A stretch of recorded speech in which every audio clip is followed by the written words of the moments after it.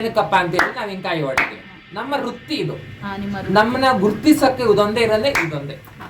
ನಮಗೆ ಹಿಂಗೆ ಆಗ್ಬಿಟ್ಟಿದೆಲ್ಲ, ಸಾಯನ ಬದುಕನ ಅನ್ನೋದ್ರಲ್ಲಿ ಹಂಗಾಗ್ಬಿಟ್ಟಿದೆ. ಮಕ ಸೇರಿಸ್ತಾರೆ, ಮನೆಗಳು ಕೊಡಲ್ಲ ನಮಗೋಸ್ಕರ. ನಾವೇನೋ ಮನೆ ಕೇಳಿದ್ರೆ ಅಡ್ವಾನ್ಸ್ ಜಾಸ್ತಿ ಹೇಳ್ತಾರೆ. ಸೇರಿಸ್ಕೊಂಡ ಹೋಗ್ಲಿ ಒಂದು ಪೆಟ್ರೋಲ್ ಬ್ಯಾಂಕಿಗೆ ಸೇರಿಸ್ಕೊಂತಾರ, ಇಲ್ಲ ಇದು ಫುಲ್ ಮಾಂಸ ಎಲ್ಲ ಹೋಗಿತ್ತು ನಮಗೆ. ಇನ್ನೊಂದು ಜಾಗ ಕಳ್ಸೋದಕ್ಕೆ ಅಂದ್ರೆ ಅಮೌಂಟ್ ಕೊಟ್ಟು ಇವ್ರು ಕರ್ಕೊಂಡ್ ಬರ್ಬೇಕು. ಇವಾಗ ಅವಾಗ ನೀವೇನ್ ಅನ್ಬೇಕು, ಇದ್ರೆ ಇದೇ ಅನ್ಬೇಕು, ಇಲ್ಲ ಅಂದ್ರೆ ಇಲ್ಲ ನಡಿ ಅಂತ ಹೇಳಿ ಅವಾಗ ಏಕಾವಚನದಲ್ಲಿ ಅಸಭ್ಯ ಮಾಡಿದ್ರೆ ಅವಾಗ ನೀವೇ ಆಗಿರ್ಲಿ ನಾನೇ ಆಗಿರ್ಲಿ ಅವಾಗ ಸಿಟ್ಟು ಬರುತ್ತೆ. ನಮಸ್ತೆ, ನಮ್ಮ ಯೂಟ್ಯೂಬ್ ಚಾನಲ್ಗೆ ನಿಮಗೆ ಸ್ವಾಗತ ಕೊಡ್ತೀನಿ. ಸಾಕಷ್ಟು ಬಾರಿ ನಾನು ನಿಮ್ಮ ಸೋಷಿಯಲ್ ಮೀಡಿಯಾದಲ್ಲಿ ನೋಡಿದ್ದೆ, ಆದರೂ ಒಂದ್ಸಲ ಬಂದು ಭೇಟಿಯಾಗಿ ಮಾತಾಡ್ಸೋಣ ಅನ್ನೋವಂಥದ್ದು ಒಂದು ಕುತೂಹಲ ಅಷ್ಟೇ. ಈಗ ನಿಮ್ಮನ್ನ ನಾನು ಯಾವ ರೀತಿ ಪ್ರೊನೌನ್ಸ್ ಮಾಡಬೇಕು, ಮೇಡಮ್ ಅನ್ಬೇಕು ಅಥವಾ ನಿಮ್ಮನ್ನ ಮಂಗಳಮುಖಿ ಅಂತ ಹೇಳಿ ಕರಿಬೇಕು, ಯಾವ್ದು ಕರೆದ್ರೆ ತಪ್ಪಾಗತ್ತೆ, ಯಾವ್ದು ಕರೆದ್ರೆ ಸರಿಯಾಗತ್ತೆ ಅನ್ನೋಂಥದ್ರ ಬಗ್ಗೆ ಗೊತ್ತಿಲ್ಲ. ನೀವೇ ಒಂದು ಸ್ವಲ್ಪ ಹೇಳಿದ್ರೆ ಅನುಕೂಲ. ಆ ಥರ ಏನಿಲ್ಲ, ಮೇಡಮ್ ಅಂತ ಅನ್ನೋದಕ್ಕಿಂತ ಮಂಗಳಮುಖಿ ಅಂತಾನೆ ಅನ್ನೋದು ಆಸೆ. ಯಾಕೆಂದ್ರೆ ನಾವು ಮಂಗಳಮುಖಿಯವರಿಗೆ, ಹಾಗಾಗಿ ನಾವು ಟ್ರಾನ್ಸ್ಜೆಂಡರ್ಸ್ ಅಲ್ಲ, ಮಂಗಳಮುಖಿ ಅಂತಾನೆ ಕರೀತೀವಿ. ನಿಮ್ಮ ಹೆಸರು? ನನ್ನ ಹೆಸರು ಅಂಜು ಅಂತ, ಡಾಟರ್ ಆಫ್ ಗುಡ್ಡೇಗೌಡ. ನನ್ನ ಊರು ಹುಲಿತಿಮ್ಮಪ್ಪ, ತರೀಕೆರೆ ತಾಲೂಕು, ಚಿಕ್ಕಮಗಳೂರು ಡಿಸ್ಟಿಕ್. ಒಂದು ಸಣ್ಣ ಹಳ್ಳಿ ನಂದು ಗ್ರಾಮ, ಲಿಂಗದಳ್ಳಿ ಗ್ರಾಮ. ಈಗ ಮೇಡಮ್ ಏನಂತ ಅಂದ್ರೆ, ನಿಮ್ಮ ಬಾಲ್ಯದ ದಿನಗಳು ಹೇಗಿದ್ವಿ? ಬಾಲ್ಯದ ದಿನಗಳು ಅಂದ್ರೆ ಆಗಿನ ಟೈಮಲ್ಲಿ ನಾವು ಜೆಂಟ್ಸ್ ಹುಡುಗರು ನಾವು ಅವಾಗ. ಆಗ ನಾನು 8ನೇ ಕ್ಲಾಸ್ ಬಂದಾಗ ನನ್ನ ಆಕ್ಟಿವೇಶನ್ ಎಲ್ಲ ಚೇಂಜ್ ಆಗ್ತಾ ಇರುತ್ತೆ. ಯಾವ ಥರ ಅಂತಂದರೆ, ಈಗ ಒಂದು ರಂಗೋಲೆ ಬಿಡೋದು, ಅಡುಗೆ ಮಾಡೋದು, ಸೀರೆ ಉಟ್ಕೋಬೇಕು ಅನ್ನೋದು. ಈಗ ಹೆಂಗೆ ಹೆಣ್ಣು ಮೈನರ್ದಾಗ ಇದಾಗ್ತಾರೋ, ಮೆಚೂರ್ಡ್ ಬಂದಾಗ ಇದಾಗ್ತಾರೋ, ಆ ಥರ ನಮಗೂ ಆ ವ್ಯಾಲ್ಯೂಷನ್ ನಮಗೂ ಬರುತ್ತೆ ನಮ್ಮ ಮನಸ್ಸಲ್ಲಿ. ಹಂಗಾಗಿ ಆವಾಗಿನ ವ್ಯಾಲ್ಯೂದಲ್ಲಿ ಆ ಥರ ಬಂತು. ಆ ಥರ ಬಂದಾಗ ಏನಾಯಿತು, ನಾವು ನಡೆಯೋದು, ವಾಯ್ಸು ಅವೆಲ್ಲ ಚೇಂಜ್ ಆಗ್ತಾ ಇರುತ್ತೆ. ಅಂದ್ರೆ ನೀವು ಹುಟ್ಟದಾಗಿಂದ ಈ ತರ ಇಲ್ಲ, ಹುಟ್ಟದಾದ್ಮೇಲೆ ಕೆಲವೊಂದು ಬದಲಾವಣೆಗಳಿಂದ ಈ ತರ ಆಗಿದ್ದು. ಕೆಲವೊಂದು ಬದಲಾವಣೆ ಅಂತಲ್ಲ, ಎಲ್ಲ ಹುಟ್ಟದಾಗಿ ಹುಡುಗನಾಗಿ ಹುಟ್ಟಿರ್ತೀವಿ. ಅದು ಯಾವಾಗ ಬದಲಾವಣೆ ಆಗೋದು ಅಂತ ಅಂದ್ರೆ, ನಮಗೆ 13-14ನೇ ವಯಸ್ಸು ಬಂದಾಗ ನಮ್ಮ ಮನಸ್ಥಿತಿ ಬದಲಾವಣೆ ಆಗುತ್ತೆ. ಅದನ್ನ ಆವಾಗ ನಾವೇ ಮಾಡ್ಕೊಳ್ಳೋವಂಥದ್ದಲ್ಲ ಅದು. ಅಂದ್ರೆ ಇವಾಗ ಇದರಲ್ಲಿ ಇದು ಮಾಡಿದಾಗ ಹಾರ್ಮೋನಿಯಂ ಎಲ್ಲ ಚೇಂಜ್ ಆಗ್ತಾ ಇರುತ್ತೆ. ಆ ಥರ ಅವಾಗ ನಮ್ಗೆ 13-14 ವರ್ಷದಲ್ಲಿ ನಾವು ಚೇಂಜ್ ಆಗ್ತಾ ಹೋಗ್ತೀವಿ. ಈಗ ಕೆಲವೊಬ್ರು ಬೇಕು ಅಂತ ಹೇಳಿ ಕನ್ವರ್ಟ್ ಮಾಡ್ತಾರೆ. ಅದು ಬೇಕು ಅಂತ ಹೇಳಿ ಕನ್ವರ್ಟ್ ಆಗೋರು ಏನಪ್ಪಾ ಅಂತಂದ್ರೆ, ದುಡಿಯಕ್ಕಾಗ್ದಲೇ ಇರೋರು, ಮನೆ ಫ್ಯಾಮಿಲಿ ಏನೋ ತಪ್ಪು ಮಾಡಿರುವಂತವ್ರು, ಅಂಥವ್ರು ಬಂದು ನಮ್ಮ ಸರ್ಕಲ್ ಅಲ್ಲಿ ಸೇರ್ಕೊಂತಾರೆ. ಈಗ ಮೇಡಮ್, ನಿಮ್ ಜೀವನ ಹೇಗ್ ನಡೀತಾ ಇದೆ? ಅಂದ್ರೆ ಫಾರ್ ಎಕ್ಸಾಂಪಲ್, ಎಲ್ಲಾದ್ರೂ ಕೆಲ್ಸಕ್ಕೆ ಹೋಗ್ತೀರಾ ಅಥವಾ ಟೋಟಲಿ ನಿಮ್ಮ ಲೈಫ್ ಹೇಗೆ ನಡೀತಾ ಇದೆ? ನನ್ನ ಲೈಫು ಫಸ್ಟು ನಾನು ಇಲ್ಲಿಂದ ಹುಡುಗರಲ್ಲಿ SSLC ಫೇಲ್ ಆದಮೇಲೆ ನಾನು ಒಂದು ಮೈಸೂರಿಗೆ ಹೋದೆ. ಆ ಮೈಸೂರಲ್ಲಿ ನಮ್ಮೂರು ಈ ಥರ ಇರ್ತಾರೆ, ಸೀರೆ ಉಟ್ಕೊಂಡು ಈ ಥರ ಆಗ್ತಾರೆ ಅನ್ನೋದು ನನಗೆ ಗೊತ್ತೇ ಇರಲಿಲ್ಲ, ಈ ಥರ ಇರ್ತಾರೆ ಅಂತ. ಅದರಲ್ಲೂ ನಾನು ನೋಡಿದೆ ಇವ್ರನ್ನೆಲ್ಲ, ಏನಿದು ನಮ್ಮ ಥರನೇ ಅವರೇ ಹುಡುಗರು. ನನಗೂ ಸ್ವಲ್ಪ ಜನ ಫ್ರೆಂಡ್ ಅದರಲ್ಲಿ ಮೈಸೂರಲ್ಲಿ. ಅವಾಗ ನೋಡಿದಾಗ ಅವ್ರ ಭಾವನೂ ಅದೇ ಥರ ನನ್ನ ಥರನೇ ಇತ್ತು. ಹೇಳ್ಕೊಳಕ್ಕೆ ಆಗ್ತಿರ್ಲಿಲ್ಲ ಯಾರ ಹತ್ರ, ಆಮೇಲೆ ನಮಗೂ ಹೇಳ್ಕೊಳಕ್ಕೆ ಆಗ್ತಿರ್ಲಿಲ್ಲ. ಆವಾಗ ಇವ್ರನ್ನೆಲ್ಲ ನೋಡ್ತಿದ್ದಾಗ ನಮಗೂ ಇಲ್ಲ, ನಾವು ಇದೇ ಥರ ಆಗಬೇಕು ಅಂತ ಅನಿಸಿ ನಾವು ನಮ್ಮ ದೊಡ್ಡವ್ರ ಗುಂಪಿಗೆ ನಾವು ಸೇರ್ಕೊಂಡ್ರು. ಈಗ ನಿಮ್ಮನ್ನ ಸೇರಿಸ್ಕೊಂಡಂಥವ್ರು ಯಾರು? ನಿಮ್ಮನ್ನ ಯಾರು ಗುರುಗಳು? ಅವರು ಮೈಸೂರಲ್ಲಿ ಇವಾಗ ಇಲ್ಲ, ಅವರು ಸತ್ತೋಗಿದ್ದಾರೆ. ನಾನು 1998ರಲ್ಲಿ ಸೇರ್ಕೊಂಡಿದ್ದೆ ಮೈಸೂರಲ್ಲಿ. 97ನಲ್ಲಿ SSLC ಮುಗೀತು, 98ರಲ್ಲಿ ನಾನು ಹೋಗಿ ಸೇರ್ಕೊಂಡಿದ್ದೆ. ಈಗ ಮೊನ್ನೆ ನಾನು ಒಬ್ರಿಗೆ ಭೇಟಿ ಮಾಡಿದಾಗ, ಪುಣ್ಯ ಅನ್ನೋರಿಗೆ, ಅವ್ರು ಹೇಳಿದ್ರು ನೀವು ಅವರ ಹೆಡ್ ಅಂತ. ಹಾಗೆ ಅವ್ರು ಹೇಳಿದ್ರು ನೀವು ಅಂದ್ರೆ ನೋಡೋದಕ್ಕೆ ಸೇಮ್ ಏಜ್ ಕಾಣಿಸ್ತೀರಾ, ಬಟ್ ಅವ್ರು ಹೇಳಿದ್ರು ಇವ್ರು ನಮ್ಮ ತಾಯಿ ಅಂತ. ತಾಯಿ ಅಂತ ಅಂದ್ರೆ, ಇವಾಗ ಒಂದು ಆಶ್ರಮ ಮಾಡಿರ್ತೀರಾ, ಆ ಆಶ್ರಮದಲ್ಲಿ ಎಲ್ಲಾರನ್ನು ಸೇರಿಸ್ಕೊಂಡಾಗ ಅವ್ರನ್ನೇನಂತೀರಾ ನೀವು? ಅವ್ರ ಏಜ್ ಆಗಿರ್ತಾರೋ, ಚಿಕ್ಕವರಾಗಿರ್ತಾರೋ, ಏನಾಗಿರ್ತಾರೋ, ಅವ್ರನ್ನೇನಂತ ಕರಿತೀರ? ಅವಾಗ ದೊಡ್ಡ ಅಮ್ಮ ತಾಯಿ. ಅದೇ ತರ ನಮ್ಮ ಕಮ್ಯುನಿಟಿಲೂ ಅದೇ ತರ ನೀವೊಬ್ರು ಲೀಡರ್. ಯಾಕೆ ಲೀಡರ್ ಅಂತ?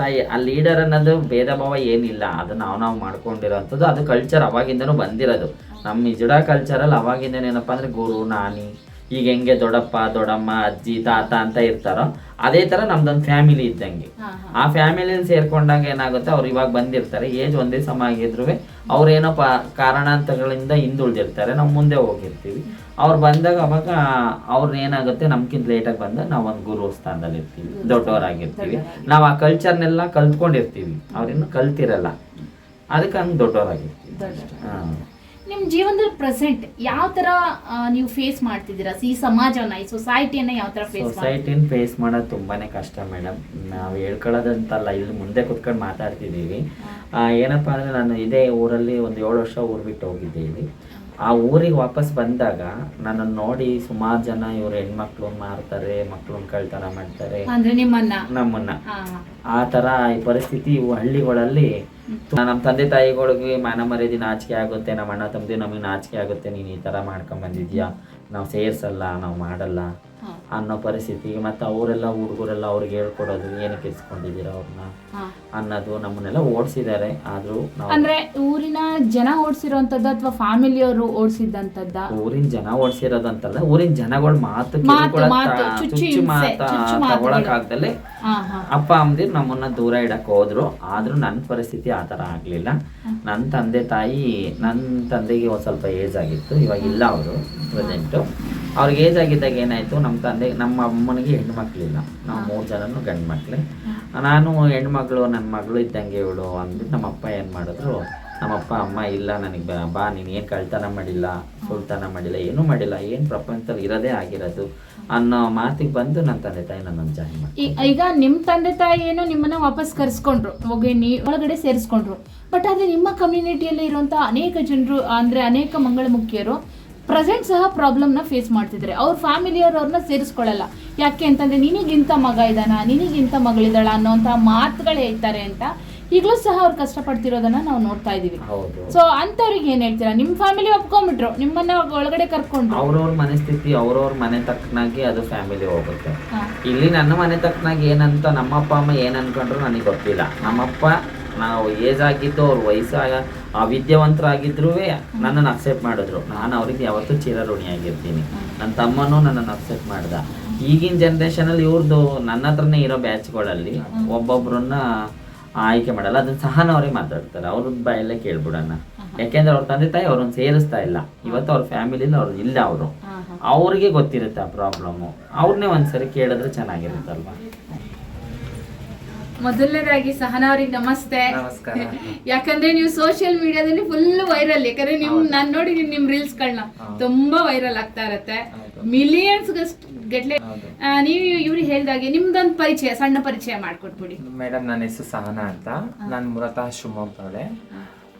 ಈ ತರ ಆದ್ಮೇಲೆ ನಮ್ಮಪ್ಪ ಅಮ್ಮ ಮನೇಲಿ ಎಲ್ಲ ಎಕ್ಸ್ಪೆಕ್ಟ್ ಮಾಡ್ತಾರೆ, ಎಲ್ಲರೂ ಬರ್ತಾರೆ ಹೋಗ್ತಾರೆ. ಅಪ್ಪ ಒಬ್ರು ನನ್ನ ಮಾನ ಮರ್ಯಾದೆ ಹೋಗುತ್ತೆ, ನೀನ್ ಬರಬಾರ್ದು ಅಂತೇಳಿ ನನಗೆ ಸಾಯಿಸಕ್ಕೆಲ್ಲ ಹೊಂಚಾಕಿದ್ರು. ಅವಾಗ ಹಿಂಗೆ ನಾನು ಬ್ಯಾಂಗ್ಳೂರಲ್ಲಿದ್ದಾಗ ನನಗೆ ನಮ್ಮ ಚಿಕ್ಕಪ್ಪರು ಮತ್ತೆ ನಮ್ಮ ಅಪ್ಪ ಎಲ್ಲ ಸೇರ್ಬಿಟ್ಟು ನನ್ನ ಸಾಯಿಸ್ಬೇಕಂತ ಹೇಳ್ಬಿಟ್ಟು ಕರ್ಸಕ್ ಪ್ಲಾನ್ ಮಾಡಿದ್ರು. ಅವಾಗ ಸೊ ನಮ್ಮ ಅಪ್ಪನ ಸಾಯಿಸ್ಬಿಡ್ತಾರೆ, ನೀನ್ ಬರಬೇಡ ಅಂತ ಹೇಳಿ ನಮ್ಮಮ್ಮ ಅಲ್ಲೇ ನನಗೆ ಸೇಫ್ ಮಾಡ್ಬಿಟ್ರು. ನೀನು ಬರಬೇಡ, ನಿನಗೆಲ್ಲ ಇಲ್ಲಿ ಸಾಯಿಸಕ್ಕಂತ ರೆಡಿಯಾಗಿ ಕೂತಿದ್ದಾರೆ, ಸೊ ಹಂಗಾಗಿ ನೀನು ಬರಬೇಡ ಅಂತ ಹೇಳ್ಬಿಟ್ಟು ನನಗೆ ಅವಾಗ ಸೇಫ್ ಮಾಡಿದ್ರು. ಸೊ ಇವತ್ತು ಪ್ರೆಸೆಂಟು ಸಹ ನಾನು ತುಂಬ ಕಷ್ಟಪಡ್ತಿದ್ದೀನಿ ಮನೆಗೆ ಹೋಗ್ಲಿಕ್ಕೆ, ಬಟ್ ನಮ್ಮ ಮನೇಲಿ ಸೇರಿಸ್ತಿಲ್ಲ. ಬಟ್ ಆದರೂ ಒಂಥರ ಮನಸ್ಸಲ್ಲಿ ನಾನು ಒಬ್ಬಳೇ ಇದ್ದೀನಲ್ಲ, ನನ್ನ ಜೀವನ ಹಿಂಗೆ ಆಗ್ಬಿಟ್ಟಿದೆಯಲ್ಲ, ಸಾಯನ ಬದುಕನ ಅನ್ನೋದ್ರಲ್ಲಿ ಹಂಗಾಗ್ಬಿಟ್ಟಿದೆ. ಅವಾಗ ಇವಾಗ ನಮ್ಮ ಗುರು ಇದಾರಲ್ಲ, ಅವರೇ ನನ್ನ ಸಾಕೊಂಡಿದ್ದಾರೆ. ತುಂಬ ಸ್ಟ್ರಗಲ್ ಪಟ್ಟಿದ್ದೀನಿ.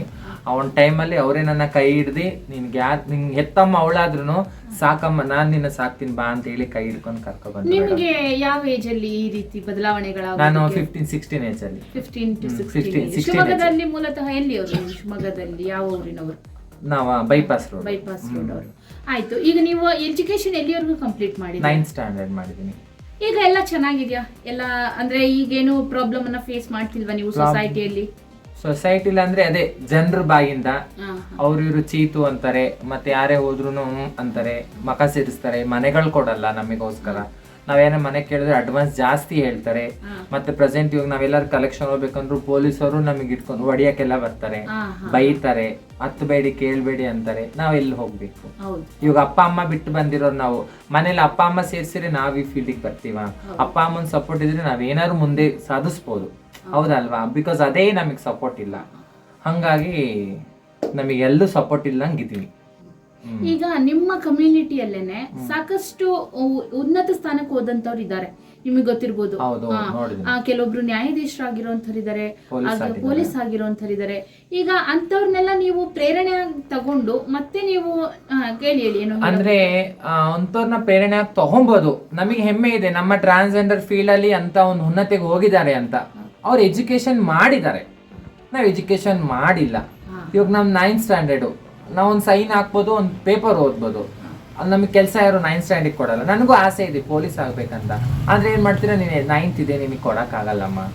ಏನ್ ಮಾಡಕ್ಕಾಗತ್ತ ಅವಾಗ? ಹೋಗ್ಲಿ ಒಂದು ಅಂಗಡಿ, ಬಟ್ಟೆ ಅಂಗಡಿ ಸೇರಿಸ್ಕೊಂಡ, ಹೋಗ್ಲಿ ಒಂದು ಪೆಟ್ರೋಲ್ ಬ್ಯಾಂಕಿಗೆ ಸೇರಿಸ್ಕೊಳಲ್ಲ. ಏನೋ ಒಂದು ಚಿಲ್ಲರೆ ಅಂಗಡಿ ಇಟ್ಕೊಂಡಿದ್ರು ಅಲ್ಲಿ ಬಂದ್ರು ಪೊಲೀಸ್ ಹುಡುಗರು ಕೆಟ್ಟದಾಗೆಲ್ಲ ಬಿಹೇವ್ ಮಾಡ್ತಾರೆ. ನಾವು ಒಂದು ಅಂಗಡಿ ಇಟ್ಕೊಂಡಿದೀವಿ ಅಂದ್ರೆ ಮಂಗಳಮುಖಿ ಅಂಗಡಿ ಅಂತ ಹೇಳಿ ಒಂದು ಟೀ ಅಂಗಡಿನೇ ಆಗಿರ್ಲಿ, ಬರೋದು ಸಿಗರೇಟ್ ತಗೊಂಡಾಗ ಸೇರ್ಸೋದು, ನೋಡೋದು, ಹಂಗೆಲ್ಲ ಮಾಡ್ತಾರೆ. ಇವಾಗ ನಾವು ಸಮಾಜದಲ್ಲಿ ಹೆಂಗ್ ಬದುಕೋದು ನೀವೇ ಹೇಳಿ, ಹೌದಲ್ವಾ? ಇವಾಗ ನಾವು ಹೆಂಗಾಗಿದೀವಿ ಅಂದ್ರೆ ಒಂದು ಗಿಡದ ಮೇಲೆ ಮುಳ್ಳಿದ್ದಂಗೆ, ಮುಟ್ಟಿದ್ರೆ ಚುಚ್ಚುತ್ತೆ, ಮುಟ್ಬೇಕಾ ಬೇಡ ಅನ್ನಂಗೆ ಸಮಾಜ ನಮಗೆ ನೋಡುತ್ತೆ. ಆಮೇಲೆ ಇನ್ನೊಂದೇನ್ ಗೊತ್ತಾ, ಈ ಮಂಗಳಮುಖಿಯರು ಅಂತ ಅಂದ್ರೆ ಒಂದು ಕೆಟ್ಟ ಭಾವನೆ ಜನಗಳಲ್ಲಿ ಬಂದ್ಬಿಟ್ಟಿದೆ. ಯಾವ ಕೆಟ್ಟ ಹೌದು, ಆ ಒಂದು ವಿಚಾರದ ಬಗ್ಗೆ ನೀವ್ ಏನ್ ಹೇಳ್ತೀರಾ? ಒಂದ್ ಮಾತು ಹೇಳ್ತೀನಿ ಮೇಡಮ್, ಈ ಸಮಾಜದಲ್ಲಿ ಇವತ್ತು ಟ್ರಾನ್ಸ್ಜೆಂಡರ್ ಒಬ್ರು ಜೊತೆ ಅಂದ್ರೆ ಇವತ್ತು ಇನ್ನೂ ಎಷ್ಟೋ ಹೆಣ್ಮಕ್ಳ ಜೊತೆ ಇಷ್ಟು ಅವ್ರು ಬಂದ್ಬಿಟ್ಟು ನಮಗೆ 200, 300, 500 ರೂಪಾಯಿ ಕೊಟ್ಬಿಟ್ಟು ಅವ್ರು ತೇವಲ್ ನಮ್ಮ ಹತ್ರ ತೀರ್ಸ್ಕೊಂಡು ಹೋಗ್ತಾರೆ. ಆ ಒಂದು ಚಟ ಒಂದು ಹೆಣ್ಣು ಮೇಲೆ ಅವ್ನು ಹೋದ್ರೆ ಎಷ್ಟು ಹೆಣ್ಣು ಮಕ್ಳದ ಬಾಳ್ ಹಾಳಾಗದಲ್ವಾ? ಆ ಒಂದು ಬಾಳ್ನ ನಾವು ನಿತ್ತಿ ಹೆಣ್ಣಿನ ಸ್ಥಾನ ನಾವು ತಗೊಂಡು ಅವ್ರ ಜೊತೆ ನಾವು ಕೆಟ್ಟನೋ ಒಳ್ಳೆನೋ ನಾವು ಅವ್ರ ಜೊತೆ ನಾವು ಪ್ರತಿಯೊಂದು ಅಲ್ಲಿ ಮಾಡ್ಕೊಂಡು ನಾವು ಮುಂದೆ ಬಂದಿದೀವಿ. ಅದನ್ನ ನಮ್ಮ ಸಮಾಜ ಯಾರು ಅರ್ಥ ಮಾಡ್ತಾನಲ್ಲ. ಈಗ ಅದು ನೆಸೆಸಿಟಿ ಇದೆಯಾ? ಈಗ ಯಾಕೆಂದ್ರೆ ಈ ಬದುಕೋದಕ್ಕೆ ಬೇಕಾದಷ್ಟು ದಾರಿಗಳಿದೆ. ಈಗ ನೀವು ಹೇಳ್ದಾಗೇನೆ ನಾವು ತುಂಬಾ ಕಷ್ಟಪಟ್ಟು ಎಲ್ಲಾದ್ರೂ ನಾವು ಯಾರತ್ರ ಕೇಳಕ್ ಹೋದಾಗ ಅಲ್ಲಿಗೆ ಅಂತಾರೆ ನಾವು ಎಲ್ಲಾದ್ರೂ ವರ್ಕ್ ಮಾಡಿಲ್ಲ. ಈಗ ಸಾಕಷ್ಟು ಬೇರೆ ದಾರಿಗಳಿದೆ. ಈಗ ನೀವು ಹೇಳ್ದಾಗೆ ಬೇರೆ ದಾರಿ ಹೇಳಿದ್ನಲ್ಲ ಮೇಡಮ್. ಇವಾಗ ನನಗೆ ಓದಿಲ್ಲ, ಇಟ್ರೆ ಒಂದು ಜೀನ್ಸಿ ಅಂಗಡಿ ಇಡಬೇಕು, ಅದ್ರಲ್ಲಿ ನಮಗೆ ಮ್ಯಾಕ್ಸ್ ಏನೋ ಓದಿಲ್ಲ, ನಮಗೆ ಗೊತ್ತಿಲ್ಲ. ಇವಾಗ ಒಂದು ಟೀ ಅಂಗಡಿ ಇಡ್ತೀನಿ, ಅಲ್ಲಿ ಬರೋರೆಲ್ಲ ಪೋಲಿ ಹುಡುಗರೇ ಆಗಿರ್ತಾರೆ, ಒಳ್ಳೆಯವರು ಆಗಿರ್ತಾರೆ. ಇವಾಗ ಒಳ್ಳೆಯವರು ಯಾರು ಅಫಿಷಿಯಲ್ಸ್ ಬಂದ್ರೆ ಟ್ರಾನ್ಸ್ಜೆಂಡರ್ ಟೀ ಕೊಡ್ತಾರೆ ಅಂದ್ರೆ ಲೋಟದಲ್ಲಿ ಮುಟ್ಟೋದು ಇಲ್ಲ, ನಮ್ಮನ್ನ ನೋಡೋ ಅಂಗಡಿನೂ ಬರಲ್ಲ. ಹುಡುಗರೇ ಬರ್ತಾರೆ, ಬರೋರೆಲ್ಲ ಒಳ್ಳೆಯವರು ಇರ್ತಾರ, ರೇಗ್ಸೋರು ಇರ್ತಾರೆ, ಚುಡಾಯಿಸೋರು ಇರ್ತಾರೆ, ನಮ್ಮ ಸೀರೆ ಹಾಕಿ ಎಳೆಯೋರು ಇರ್ತಾರೆ, ನಮ್ಗೆ ಹೊಡೆಯೋರು ಇರ್ತಾರೆ, ನಮ್ ಮುತ್ತು ಕೊಡೋರು ಇರ್ತಾರೆ. ಅಂತದ್ರಲ್ಲಿ ಈ ಜಗತ್ತಲ್ಲಿ ನಾವ್ ಹೆಂಗ್ ಬದುಕಕ್ಕಾಗತ್ತೆ? ಇವಾಗ ಏನಾರು ಒಂದ್ ಮಾಡ್ಬೇಕಂದ್ರೆ ಯಾರು ನಮ್ನ ಸಪೋರ್ಟ್ ಮಾಡಲ್ಲ. ನಾವೇನಾರು ಒಂದು ಓಪನ್ ಮಾಡ್ಬೇಕಂದ್ರೆ ಒಂದ್ ಮಳಿಗೆ ಕೊಡಿ ಅಂದ್ರೆ ನೀವ ಕೊಡಲ್ಲ, ನಾವು ಅಲ್ಲಿ ಕೊಟ್ಟಾಯ್ತು ಅಂತಾರೆ. ಒಂದ್ ಮನೆನೇ ಆಗಿರ್ಲಿ, ನಾವು ಫಸ್ಟ್ ಒಂದ್ ಬ್ರೋಕರ್ಸ್ ಅವ್ರಿಗೆ ಹೇಳ್ತೀವಿ ಮನೆ ಇದೆ ಅಂದ್ರೆ ಖಾಲಿ ಇದೆ ಅಂತಾರೆ, ಆಯ್ತಾ? ಮತ್ತೆ ನಾವು ಕೇಳಿದ್ರೆ ಇಲ್ಲಮ್ಮ ಮನೆ ಅಲ್ಲಿ ಕೊಟ್ಬಿಟ್ಟಿವಿ ಅಂತಾರೆ. ಮೇಡಮ್ ಈಗ ನೀವಿರೋಂತ ಜಾಗ ಹಳ್ಳಿನೇ, ಕಂಪ್ಲೀಟ್ ಆಗಿ ಊರಿನ ಜನ ಇಲ್ಲಿ ತುಂಬಿದ್ದಾರೆ. ಇಲ್ಲಿ ನಿಮ್ಮ ಹತ್ರ ಅವ್ರೇನಾದ್ರು ನಿಮ್ಮ ಬಾಂಧವ್ಯ ಅವ್ರ ಜೊತೆ ಹೇಗೆ? ತುಂಬಾ ಚೆನ್ನಾಗಿದೆ ಇಲ್ಲಿ. ತುಂಬಾ ಒಂದು ನಮ್ ಗುರುಗೆ ಆಗಿರ್ಲಿ, ನಾವೇ ಬಂದಿರ್ಲಿ, ಒಂದ್ ಮನೆ ಮಗಳು ತರ ನೋಡ್ಕೊಂತಾರೆ ಈ ಊರ್ನವ್ರು. ಬೇರೆ ಊರ್ನ ನಮಗ್ ಗೊತ್ತಿಲ್ಲ, ಬಟ್ ಈ ಊರ್ನವ್ರು ನಾವೇ ಬಂದ್ರು ಒಂದ್ ಮಗಳು ಬಂದ್ರು ಅಂತ ಹೇಳಿ ಊರೋಡಲ್ಲಿ ಹೋಗ್ತಿದ್ರು, ಏನಮ್ಮ ಚೆನ್ನಾಗಿದ್ರು, ಹೋಗಮ್ಮ ಬಾರಮ್ಮ ಅಂತಾನೆ ಮಾತಾಡ್ತಾರತ್ತು, ಬೇರೆ ಇದ್ನಲ್ಲಿ ಮಾತಾಡಲ್ಲ. ಈ ಊರಲ್ಲಿ ಒಂದು ಒಳ್ಳೆ ಬಾಂಧವ್ಯ ಇದೆ, ಯಾಕಂದ್ರೆ ನಮ್ ಗುರು ಮುಖಾಂತರ ನಮ್ಗೆ ಒಂದು ರೆಸ್ಪೆಕ್ಟ್ ಇದೆ. ಇನ್ನೊಂದು ವಿಚಾರ ನಾನು ಕೇಳಬೇಕು ಅಂತ ಅನ್ಕೊಂಡಿದ್ದು, ಅದು ಗೊತ್ತಿಲ್ಲ ನನಗೆ ಸರಿನೋ ತಪ್ಪು ಅಂತ. ನಿಮಗೆ ಮಕ್ಕಳಾಗೋ ಸಾಧ್ಯತೆ ಇದೆಯಾ? ಇಲ್ಲ, ಮಕ್ಕಳಾಗೋ ಸಾಧ್ಯತೆ, ಯಾಕಂದ್ರೆ ನಾವೊಂದು ಗಂಡಿಂದ ಹೆಣ್ಣಿನ ರೂಪ ತಗೊಂಡಿರೋದು. ಆ ದೇವ್ರು ನಮಗೆ ಗರ್ಭಕೋಶ ಅಂತ ಕೊಟ್ಟಿಲ್ಲ, ಯಾಕಂದ್ರೆ ಈ ದೇಹ ಗಂಡಸು. ನಾವು ಆ ದೇವ್ರು ನಮ್ಗೆ ಏನ್ ಹಾರ್ಮೋನ್ಸ್ ಒಂದು ಚೇಂಜ್ ಆಗಿ ನಾವು ಸರ್ಜರೀಸ್ ಮಾಡಿಸ್ಕೊಂಡು ನಾವು ಹೆಣ್ಣಾಗಿದ್ದೀವಿ. ಮತ್ತು ಗರ್ಭಕೋಶ ಅನ್ನೋದು ಅಲ್ಲ ಸುಳ್ಳು, ಮಕ್ಕಳಾಗತ್ತೆ ಅನ್ನೋದು ಸುಳ್ಳೆ. ಈಗ ನೀವು ಈ ಫೀಲ್ಡಿಗೆ ಎಂಟ್ರಿ ಆಗ್ಬೇಕಾದ್ರೆ, ಅಂದ್ರೆ ಈ ಒಂದು ಮಂಗಳಮುಖಿಯಾಗಿ ನಿಮ್ಮ ಫ್ಯಾಮಿಲಿಯನ್ನ ಬಿಟ್ಟು ಬರ್ಬೇಕಾದ್ರೆ ನಿಮ್ಗೆ ಯಾವ ತರ ಇವ್ರು ವೆಲ್ಕಮ್ ಮಾಡ್ಕೋತಾರೆ? ಈಗ ಅಂಜು ಮೇಡಮ್ ಆಗಿರ್ಬೋದು, ಅವರು ನಿಮ್ಮ ಹಿರಿಯರು ಅಂತ ಹೇಳಿದ್ರಿ ನಿಮ್ಮ ಗುಂಪಿನಲ್ಲಿ, ಅವ್ರು ನಿಮ್ಮನ್ನ ಯಾವ ತರ ವೆಲ್ಕಮ್ ಮಾಡ್ಕೊಂಡ್ರು? ಅಂದ್ರೆ ನಮ್ಮ ಅಮ್ಮರು, ನಮ್ ಗುರು, ನನ್ ತಾಯಿನೇ ಒಂದ್ ಲೆಕ್ಕದಲ್ಲಿ ಹೇಳ್ಬೇಕಂದ್ರೆ ಏನಾಯ್ತಂದ್ರೆ ನಾವು ಬ್ಯಾಂಗ್ಳೂರಲ್ಲಿ ಇದ್ದಾಗ ಒಂದೇನೋ ಒಂದು ಇಶ್ಯೂ ಆಯ್ತು. ಸೊ ಅವಾಗ ನನ್ನ ಇಲ್ಲಿ ಎಲ್ಲ ಇದು ಫುಲ್ ಮಾಂಸ ಎಲ್ಲ ಹೋಗಿತ್ತು ನನಗೆ ಹೊಡೆದು ಬಿಟ್ಟು. ಯಾರು ನಮ್ಮವ್ರೆ, ನಿಮ್ಮ ನಮ್ಮ ಗುಂಪಿನವ್ರೆ. ಅಮೌಂಟಿಗೋಸ್ಕರ ಯಾರಂತ ಹೇಳಕ್ ನಾನು ಇಷ್ಟಪಡಲ್ಲ, ಬೇಕಾಗಿಲ್ಲ. ಸೊಂಟ ಎಲ್ಲ ಮುರಿದಿ ಈ ತರನೇ ನನಗೆ ಈ ತರ ಮೆಟ್ರೋ ಸ್ಟೇಷನ್ ಇದೆಲ್ಲ ಅಲ್ಲಿ ಹೋಗ್ಬಿಟ್ಟು ಬಿಸಾಕ್ಬಿಟ್ಟು ನಾನು ಕರ್ಕೊಂಡು ಬಿಟ್ಬಿಟ್ಟು ನಾನು ಹೋಗ್ಬಿಟ್ರು. ಆ ಟೈಮಲ್ಲಿ ನಾನು ಇವ್ರು ಯಾರಂತ ನನಗೆ ಗೊತ್ತಿದ್ದಿಲ್ಲ. ಆ ಟೈಮಲ್ಲಿ ಕಷ್ಟಪಟ್ಟು ನಾನು ಚಿಕ್ಕಮಗಳೂರಿಗೆ ಬಂದೆ. ಚಿಕ್ಕಮಗಳೂರಿಗೆ ಬಂದಾಗ ಹಿಂಗೆ ನಮ್ಮವ್ರನ್ನ ಹುಡುಕ್ತಿದ್ದೆ, ಯಾರಾದಿದ್ರೆ ಅವ್ರ ಜೊತೆ ನಾನು ಸೇರ್ಕೊಂಬೋದಲ್ಲ. ನಾನು ಹೊಟ್ಟೆ ಮನೇಲೂ ಸೇರಿಸ್ತಿಲ್ಲ, ರೋಡಲ್ಲಿ ಮಲ್ಕೋಬೇಕು, ರೋಡಲ್ಲಿ ಇರ್ಬೇಕು. ಅಲ್ಲಿ ಹೋದ್ರೆ ನಮ್ಮ ಅಜ್ಜಿಯವ್ರು ಹೋದ್ರೆ ಒಂದು ತುತ್ತು ಅನ್ನ ಕೊಡ್ಬೋದು, ಇರ್ಬೋದು. ಎಷ್ಟು ದಿನ ಅಂತ ಇರೋದು, ಊರಿನ ಜನ ಏನೋ ಮಾತಾಡ್ತಿದ್ರು. ಸೊ ಹಂಗಾಗಿ ಅವಾಗ ಇವ್ರ ನಂಬರ್ನ ಹೆಂಗೋ ಕಾಂಟ್ಯಾಕ್ಟ್ ಮಾಡಿ ಹಿಂಗಲ್ಲ ಹಿಂಗೆ ಅಂತ ನಾನೆಲ್ಲ ಪ್ರತಿಯೊಂದು ಕಷ್ಟ ಹೇಳ್ಕೊಂಡೆ. ಏನೇ ಆದ್ರೂ ಪರವಾಗಿಲ್ಲ, ನೀನ್ ನಮ್ಮೂರೋಳು ಬಾ, ನಾನ್ ಕೈ ಹಿಡಿತೀನಿ ಅಂತ ಹೇಳ್ಬಿಟ್ಟು ನನ್ನ 3 ಲಕ್ಷ ಡಿಮ್ಯಾಂಡ್ ಮಾಡಿದ್ರು ಬ್ಯಾಂಗ್ಳೂರಿಂದ. 3 ಲಕ್ಷ ಅಂದ್ರೆ ಒಬ್ರು ನಿಮ್ಮನ್ನ ಇನ್ನೊಂದು ಜಾಗ ಕಳ್ಸೋದಕ್ಕೆ ಅಂದ್ರೆ ಅಮೌಂಟ್ ಕೊಟ್ಟು ಇವ್ರು ಕರ್ಕೊಂಡ್ ಬರ್ಬೇಕು. ಇವಾಗ ಹೆಂಗಂದ್ರೆ ಇವಾಗ ಇವ್ರ ಮನೆ, ಇವಾಗ ಇವ್ರೇನು ಇಸ್ಕೊಳಲ್ಲ. ಇವಾಗ ಇವ್ರ ಮನೆಯಿಂದ ನಾನು ಇವಾಗ ಆಪರೇಷನ್ಸ್ ಎಲ್ಲ ಆಗಿ ಬಂದಿರ್ತೀನಲ್ವಾ. ಸೊ ಇವ್ ನನ್ ಮನೇಲಿ ಮಾಡಿರೋದು, ನಮ್ಮ ಮನೇಲಿ ಇರೋದು, ನಮ್ಮ ಮನೇಲೆಲ್ಲ ಆಗಿದ್ದು, ನಿಮ್ ಮನೆಗೆ ಹೆಂಗ್ ಬಂದ್ಲು, ನನಗ್ ದುಡ್ಡು ಕೊಡ್ರಿ ಅಂತ ಹೇಳಿ ನನಗೆ 3 ಲಕ್ಷ ಡಿಮ್ಯಾಂಡ್ ಮಾಡಿದ್ರು. ನನಗೆ ಹೊಡೆಯಕ್ಕೆಲ್ಲ ಬಂದ್ರು, ನನ್ನ ಕೊಲೆ ಮಾಡಕ್ಕೂ ಸಹ ವಂಚ ಹಾಕಿದ್ರು ನನ್ಗೆ. ಇವ್ರು ಇದ್ದಿದ್ದಕ್ಕೆ ನನ್ನ ಕಾಪಾಡಿದ್ದಾರೆ. ಆ ಟೈಮಲ್ಲಿ ಏನೇ ಆಗಿರ್ಲಿ ಅವಳ ಮುಟ್ಟಿ ನೋಡ್ರಿ ನೀವು, ಆಗಿದ್ ಕಾನೂನು ಇದೆ ನೋಡ್ಕೊಳೋಣ ಅಂತ ಹೇಳಿ ಅವಾಗ ನಿಂತ್ಕೊಂಡು 3 ಲಕ್ಷ ತಾನೆ 2 ತಿಂಗಳು ಟೈಮ್ ಕೊಡಿ, ನಾನ್ ನಿಮಗ್ ಅವಳು ಕೊಟ್ಟಿಲ್ಲ ಪರವಾಗಿಲ್ಲ, ನಾನ್ ನಿಮಗ್ ಕೊಡ್ತೀನಿ ಅಂತ ಹೇಳ್ಬಿಟ್ಟು ನನಗೆ 2 ತಿಂಗಳು ಕಾಲಾವಕಾಶ ತಗೊಂಡ್ ಬಂದ್ರು. ಅವಾಗ ಅವ್ರು 10 ಜನ ಬಂದಿದ್ರು ನನ್ನ ಹೊಡಿಲಿಕ್ಕೆ. ಅಮ್ಮ ಒಬ್ರೆ ಮುಂದೆ ಕುತ್ಕೊಂಡು ನನ್ ಮಕ್ಕ ನೋಡಿ ಬಿಡ್ಬೇಕು ಅಂತ ಹೇಳ್ಬಿಟ್ಟು 3 ಲಕ್ಷ 2 ತಿಂಗಳ ಟೈಮ್ ಕೊಟ್ಟು ಅಮ್ಮ 3 ಲಕ್ಷ ಕೊಟ್ಟಿ, ಅದು ನನ್ ವಸ್ತು, ನನ್ನೂರವಳು, ನನ್ ವಸ್ತು, ಅವಳ ತಂಟೆಗೆ ನೀವು ಬರಬೇಡಿ, ನಿಮ್ ತಂಟೆಗೆ ಅವಳು ಬರಲ್ಲ ಅಂತೇಳಿ ನನ್ನ ಸೇಫ್ ಮಾಡ್ಕೊಂಡು ಇವತ್ಗೂ ಅವ್ರನ್ನ ತುತ್ತು ತಿನ್ಕೊಂಡು ನಾನು ಜೀವನ ಮಾಡ್ತಿದ್ದೀನಿ ಅಂತ ಹೇಳಕ್ ಇಷ್ಟಪಡ್ತೀನಿ. ಒಳ್ಳೇದು. ಪಾಪ ನೀವು ಅವ್ರ ಮೇಲೆ ತುಂಬಾ ಅಭಿಮಾನ ಇಟ್ಟಿದ್ದೀರಾ ಅನ್ನೋದು ಗೊತ್ತಾಯ್ತು. ನಾನು ಈ ಹಿಂದೆ ಪುಣ್ಯವ್ರಿಗೆ ಕಾಂಟ್ಯಾಕ್ಟ್ ಮಾಡೋದ್ನಲ್ಲ, ಇವನ್ ಅವರು ಸಹ ಹೇಳಿದ್ರು, ನಾವು ಅಂಜು ಅಮ್ಮ ಅವ್ರು ಏನ್ ಹೇಳ್ತಾರೋ ಅದನ್ನೇ ಮೇಡಮ್ ಕೇಳೋದು, ನಾವು ಅವ್ರ ಮುಖಾಂತರ ನಮ್ಮ ಹಿರಿಯರಿಗೆ ಫೋನ್ ಮಾಡ್ತೀನಿ ತಾಳ್ರಿ ಅಂತ. ಆಮೇಲೆ ಇನ್ನೊಂದು ನಾನ್ ನಿಮ್ಮಲ್ಲಿ ಗಮನಿಸಿದ್ದೇನು ಅಂತ ಅಂದ್ರೆ, ಈಗ ಏನ್ ಭಾವನೆ ಇದೆಯಲ್ಲ, ಈ ಬಸ್ ಸ್ಟ್ಯಾಂಡ್ ಅಲ್ಲಿ ಹಿಂಸೆ ಕೊಡ್ತಾರೆ, ರೋಡಲ್ಲೆಲ್ಲ ಹೇಳ್ದಾಡ್ತಾರೆ ನಿಮ್ಮವರು ಅಂತ, ಆತರ ಎಲ್ಲ ಒಂದು ಕೆಟ್ಟ ಭಾವನೆ ಜನಗಳಲ್ಲಿ ಇದೆಯಲ್ಲ. ಹೇಳ್ದಾಡ್ತಾರೆ ಅಂದ್ರೆ ಇವಾಗ ನಾನ್ ನಿಮ್ಮ ಹತ್ರ ಬಂದು ಹಿಂಗ್ ಹೇಳಿ ಅಕ್ಕ 10 ರೂಪಾಯಿ ಕೊಡಿ ಅಂತೀನಿ, ಅವಾಗ ನೀವೇನ್ ಅನ್ಬೇಕು, ಇದ್ರೆ ಇದೇ ಅನ್ಬೇಕು, ಇಲ್ಲ ಅಂದ್ರೆ ಇಲ್ಲ ಛೀ ನಡಿ ಅಂತ ಹೇಳಿ ಅವಾಗ ಅಸಭ್ಯ ಮಾಡಿದ್ರೆ ಅವಾಗ ನೀವೇ ಆಗಿರ್ಲಿ ನಾನೇ ಆಗಿರ್ಲಿ ಅವಾಗ ಸಿಟ್ಟು ಬರುತ್ತಾ ಇಲ್ಲ. ಸೊ ಹಂಗಾಗಿ ಏನಕ್ಕಪ್ಪ ಅಂತ ಹೇಳಿ ನಾವ್ ಹಿಂಗ್ ಕಾಯಿ ಹೊಡಿತೀವಿ. ನಮ್ಮ ವೃತ್ತಿ ಇದು, ನಮ್ಮನ್ನ ಗುರ್ತಿಸಕ್ಕೆ ಇದೊಂದೇ ಇರೋದೇ, ಇದೊಂದೇ ನಮಗೆ ಕೈ ಹೊಡೆದ್ರೇನೆ ರಂಜ ಅಂತ ಅಂತಂದ್ರೆ ಒಂದ್ ಮನುಷ್ಯನೇ ಆಗ್ಲಿ, ನಾವ್ ಪ್ರಾಣಿನೇ ಆಗ್ಲಿ, ಆ ಪ್ರಾಣಿಗೆ ಹಿಂಸೆ ಕೊಟ್ರೆ ನಮಗೆ ಕಚ್ಚಕ್ ಬರೋದು. ಅದ್ರ ಪಾಡಿಗೆ ಅದು ಹೋಗ್ತಿದ್ದಾಗ ಬಿಟ್ರೆ ಅದೇನು ಮಾಡಕ್ ಆಗಲ್ಲ ಅನ್ನೋದು. ಹಂಗಾಗಿ ನಾವು ಮನುಷ್ಯತ್ವ ಇದೆಯಲ್ವಾ, ನಮಗೂ ಮನುಷ್ಯತ್ವ ಅನ್ನೋದು ಇರುತ್ತಲ್ವಾ. ನಾವು ಒಳ್ಳೇದು ಕೆಟ್ಟದ್ದು ಎಲ್ಲ ನೋಡ್ತೀವಿ ಪ್ರಪಂಚದಲ್ಲಿ, ಆದ್ರೆ ಅವ್ರು ನಮಗ್ ನೋವು ಕೊಟ್ಟಾಗ್ಲೇ ನಾವು ಅವ್ರಿಗೆ ಆತರ ಮಾಡೋದು. ಅವ್ರು ನೋವು ಕೊಟ್ಟಿಲ್ಲ ಅಂದ್ರೆ ನಾವ್ ಆತರ ಎಲ್ಲ ಮಾಡಕ್ಕೆ ಹೋಗಲ್ಲ. ಅದು ಜನಗಳು ಫಸ್ಟ್ ನಮ್ಗೆ ಪ್ರೀತಿ ಕೊಡಿ, ನಮಗೆ ಅದೇ ಅಷ್ಟೇ. ನೀವು 10 ರೂಪಾಯಿ ಕೊಡದೆ ಹೋದ್ರು ಪರವಾಗಿಲ್ಲ, ಏನಮ್ಮ ತಿಂಡಿ ಆಯ್ತಾ, 1 ರೂಪಾಯಿ ಬೋಡ ಒಳ್ಳೇದಾಗ್ಲಿ ತಪೋಣಿ ಮೇಡಮ್ ಅಂತ ಕೇಳೋರು ಇದಾರೆ. ಅಂತವ್ರಿಗೆ ನಾವು ತುಂಬಾ ಪ್ರೀತಿನೇ ಕೊಡ್ತೀವಿ. ನಮ್ಮನ್ ಪ್ರೀತಿ ಅವ್ರ ಜನ ಪ್ರಪಂಚ ಅದನ್ನ ಅರ್ಥ ಮಾಡ್ಕೊಂತಿಲ್ಲ. ನಮಗೆ ಬೆಸ್ಟ್ ಮೇನ್ ಬೇಕಾಗಿರೋ ಜನಗಳಿಂದ ಪ್ರೀತಿ ವಿಶ್ವಾಸ, ಅಕ್ಕಪಕ್ಕದವರಿಂದ ಪ್ರೀತಿ ವಿಶ್ವಾಸ ಬಂತು ಅಂದ್ರೆ ನೀವ್ ಹೇಳ್ದಂಗೆ ಅವ್ರನ್ನ ಕೇಳಿದ್ರಿ ಒಂದ್ ಪ್ರಶ್ನೆನ, ಯಾಕೆ ನೀವು ಕೆಲಸ ಮಾಡಕ್ ಆಗಲ್ಲ, ಯಾಕೆ ಎಲ್ಲ ಲಾಯರ್ ಇದಾರೆ, ಅವ್ರಿದ್ದಾರೆ, ಇವ್ರಿದ್ದಾರೆ, ಅವರು ಓದಿದ ತಕ್ಕನಾಗ ಅವ್ರಿಗೆ ಆದ್ರೆ ಕಾಸಿದ ತಕ್ಕನಾಗ ಕಜಾಯ ಅಂತ ಗಾದೆ ಇದೆಯಲ್ಲ, ಹಂಗ ಅವ್ರು ಓದಿದ ತಕ್ಕನಾಗ ಅವ್ರಿಗೆ ಕೆಲಸ ಅವಾಗ 1% ಬಂದಿದ್ದಾಗ ಕೊಟ್ಟಿದ್ದು. ನೀವು ಈ ಪ್ರಶ್ನೆನ ಇವಾಗ ಕೇಳ್ತಿದ್ದೀರಾ, ಅವಾಗಿಂದ ಯಾವ್ದು ಇರ್ಲಿಲ್ಲ ಕಾನೂನು.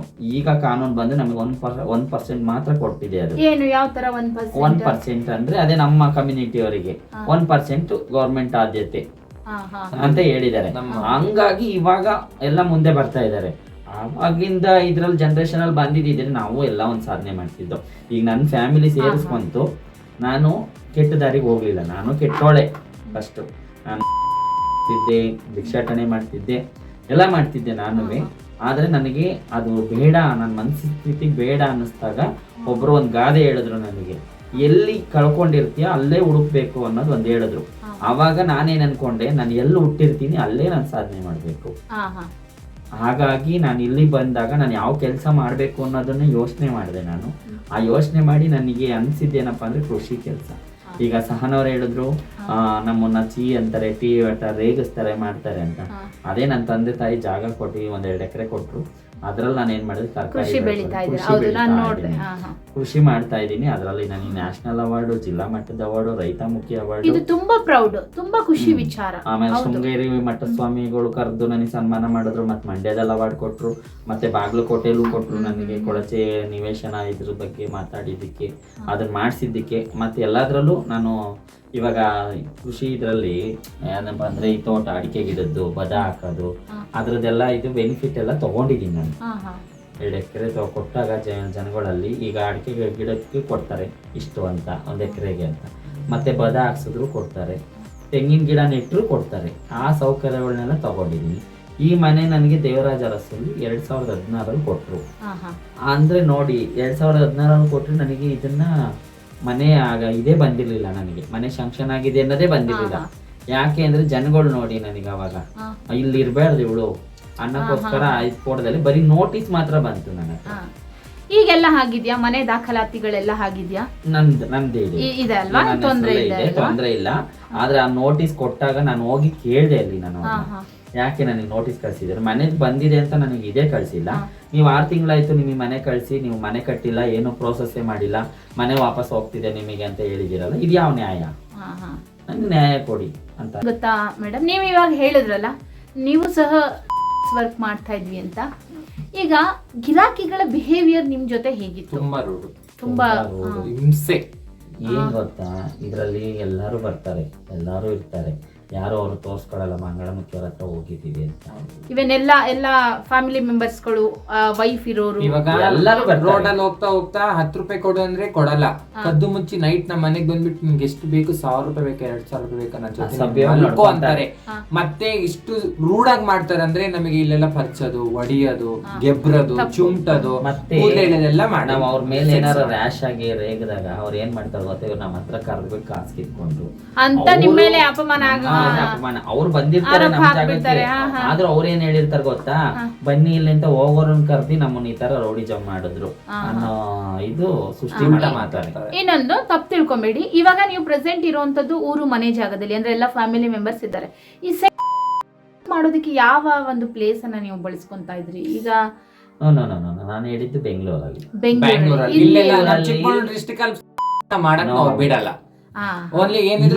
ಊರಲ್ಲಿ ನನಗೆ ಒಳ್ಳೆ ಆದ್ಯತೆ ಇದೆ, ಒಂದು ಸಂಪ್ರದಾಯ ಅನ್ನೋದಿದೆ, ಮತ್ತೆ ನನಗೆ ಒಳ್ಳೆ ಒಂದು ಇದಿದೆ ಬ್ಯಾಕ್ ಗ್ರೌಂಡ್. ನನಗೆ ಅಪ್ಪ ಅಮ್ಮ ಸಪೋರ್ಟ್ ಕೊಡ್ಲಿಲ್ಲ ಅಂದ್ರೆ ಈ ಊರು ನನಗೆ ಸಪೋರ್ಟ್ ಕೊಟ್ಟಿದೆ ತುಂಬಾ. ಈ ಊರಲ್ಲಿ ಹೇಳ್ಕೋಬೇಕು ಅಂದ್ರೆ ಎಲ್ಲರೂ ಅಣ್ಣ ತಮ್ಮದಿರ್ತಾರ, ಅಕ್ಕ ತಂಗಿರ್ತಾರ, ಅಜ್ಜಿ ಅಪ್ಪ ಅಮ್ಮ ಎಲ್ಲಾ ಪ್ರೀತಿನೂ ಕೊಟ್ಟಿದ್ದಾರೆ ನನಗೆ. ಅಂದ್ರೆ ಇಲ್ಲಿ ಬೆಂಗಳೂರಿನಲ್ಲಿ ಈ ಕೆಲಸ ನಡೀತಾ ಇತ್ತು, ಅಲ್ಲಿ ತಪ್ಪಾಗಿ ಬೇಡ ಅಂತ ನನ್ನ ವೈಯಕ್ತಿಕ ನಾನು ಆಚೆ ಯೋಚನೆ ಮಾಡಿದಾಗ ಇದು ಸೆಟ್ ಆಗಲ್ಲ, ನನಗೆ ಸರಿ ಹೋಗಲ್ಲ ಅಂದಾಗ ನಾನು ಇಲ್ಲಿಗೆ ಬಂದೆ. ಯಾಕಂದ್ರೆ ಅದೊಂದೇ ದಾರಿ ಅಲ್ಲ. ನೀವು ಹೇಳಿದಾಗೆ ನೀವು ಎಷ್ಟೊಂದು ಇವಾಗ ಕೃಷಿ ನೀವು ಮಾಡ್ತಾ ಇದ್ದೀರಾ, ಹಾಗೇನೆ ನೀವು ಬೇರೆ ಒಂದು ಕೆಲಸನ ಈಗ ಎಲ್ಲಾದ್ರಲ್ಲೂ ನೀವು ಇನ್ವಾಲ್ವ್ ಆಗ್ಬಿಟ್ರೆ ಅದು ಅನ್ನುವಂಥ ಭಾವನೆ ಜನರಲ್ಲಿ ಬಿಟ್ಟು ಹೋಗ್ಬಿಡತ್ತೆ. ಎಲ್ಲರೂ ಅದನ್ನ ಬಿಡಿಸುವಂತಹ ಪ್ರಯತ್ನ ಮಾಡಿದ್ರೆ ಮೇಡಮ್ ಅಂತ ಭಾವನೆ ಬಿಟ್ಟೋಗುತ್ತೆ, ಅದು ನಿಜಾನೇ. ಬಟ್ ಏನಂದ್ರೆ ಇವಾಗ ಇವರು ಕೃಷಿನ ಆಯ್ಕೆ ಮಾಡ್ಕೊಂಡ್ರೆ ಏನಕ್ಕಂದ್ರೆ ಅವ್ರ ಮನೇಲಿ ಸಪೋರ್ಟ್ ಮಾಡಿದ್ದಾರೆ. ಅವ್ರ ಮನೇಲಿ ಸಪೋರ್ಟ್ ಮಾಡಿದ್ದಾರೆ, ಅವ್ರಿಗಂತ ಜಮೀನ್ ಕೊಟ್ಟಿದ್ದಾರೆ, ಅವರು ವ್ಯವಸಾಯ ಮಾಡ್ಕೊಂಡು ಅವ್ರ ದಿನನಿತ್ಯ ನಡೆಸ್ಕೊಂಡು ಹೋಗ್ತಾರೆ. ಇವಾಗ ನಾನೇನ್ ಮಾಡ್ಲಿ? ಹೌದು.